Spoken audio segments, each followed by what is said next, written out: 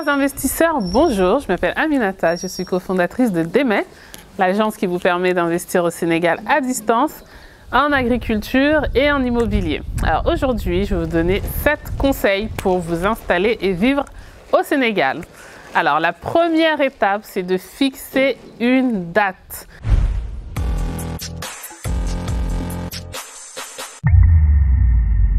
Idéalement, 2 ans.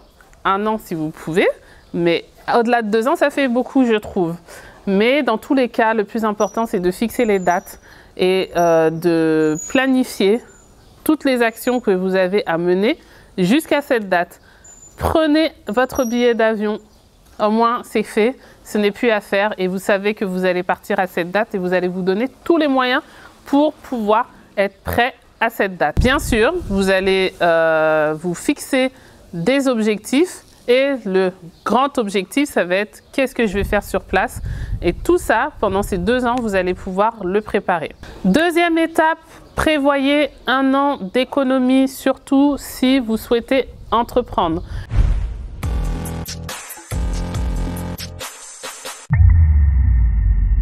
Pourquoi? Parce que le temps que votre business se mette en place, vous allez forcément avoir des besoins à couvrir. Donc, en fonction de la composition de votre famille, en fonction de vos besoins, faites votre budget pour être sûr de pouvoir tenir pendant 1 an. Troisième étape, donnez-vous 1 an pour tester.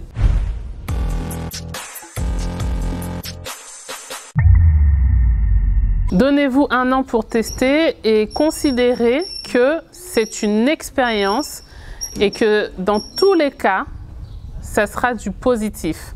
Moi, quand je suis venue, c'est ce que je me suis dit. Je me suis dit, je reste 1 an minimum. Si je vois que ça fonctionne, tant mieux. Si je vois que c'est compliqué, je rentre. Mais je ne considérerai jamais ça comme un échec parce que dans tous les cas, ça sera du plus pour moi et pour ma fille. Quatrième étape, prévoyez la scolarité des enfants.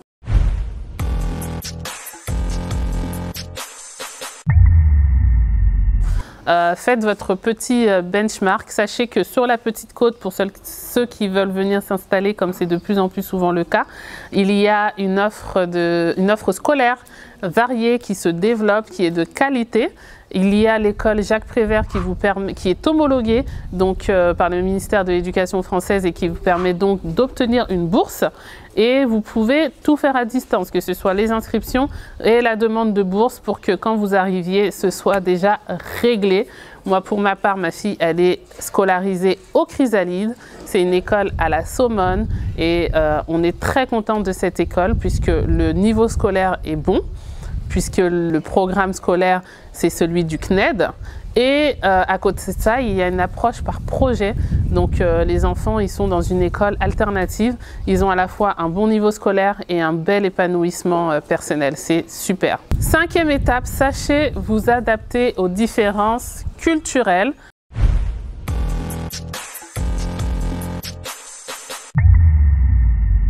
Par exemple, la notion du temps est différente ici et en France.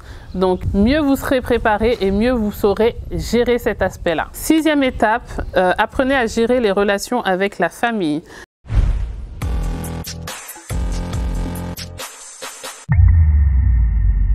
Vous allez avoir des sollicitations qui risquent d'être assez nombreuses, notamment sur le plan financier. Il ne s'agit pas de se refermer, mais il ne s'agit pas non plus de se faire déborder. Donc, sachez où vous allez fixer vos limites. Prévoyez dans votre budget de quoi être généreux sans que ça vous mette en difficulté et respectez les limites que vous vous serez imposées. Soyez souple et ferme à la fois. 7e étape, faites preuve de caractère, d'affirmation de soi.